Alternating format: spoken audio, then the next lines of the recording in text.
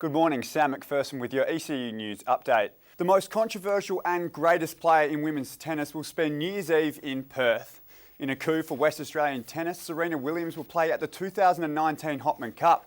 Stuart Marshall reports. The steep rises in the price for grain have been created by lower than expected production forecasts in the Northern Hemisphere, and the eastern states' drought is creating significant demand for WA crop. Boys, just before we get stuck into it, I wanted to get your thoughts, Joel, on the current structure of the tournament. It's a pre-season tournament, essentially. It's all played and done before you get into the 4-day and the BBL. How do you see that at the moment? Yes, Steph, two massive games this weekend. It all kicks off tomorrow night where Melbourne will play Hawthorn. Now, these two teams haven't met since round 4, and in that contest, Hawthorn prevailed by 67 points. Now, we're expecting this contest to be far, far tighter. Now, Jordan Lewis, who once played over 290 games for Hawthorn, will play for Melbourne in this game, taking on his old side in a cutthroat final. And of course, Ben Stratton, a key out for the Hawks this weekend. I can't tip that one. I think it'll be too close to call. The rumour mill has gone into overdrive as the AFL trade period heats up before it officially opens next Monday. Star Freo player Lachie Neale looks set to join the Brisbane Lions on a mammoth 5-year contract worth over $4 million. The Neale deal to Brisbane is the key trade required for the Dockers to lure homesick Melbourne forward Jesse Hogan back to Perth. WA was the only state in Australia to experience falling numbers of international student enrolments last year.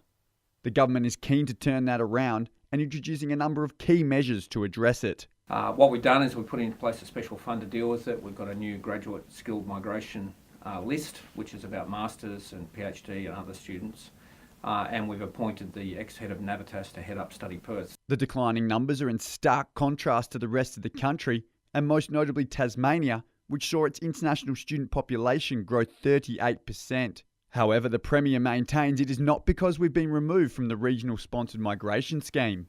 Sydney and Melbourne are not part of that scheme, nor is Brisbane, and they've had larger numbers of students. The government is also trying to lobby international airlines to fly direct to Perth to encourage international students to come to Western Australia. So I think if we get direct flights, more direct flights out of China and Japan, that will help the situation.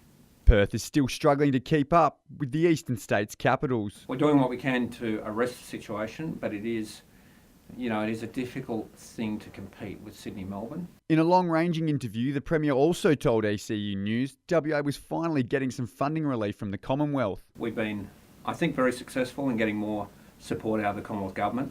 Other states have been better at Western Australia than that over recent decades, especially South Australia.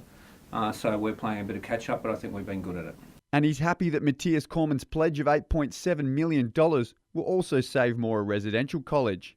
Sam Macpherson, ECU News.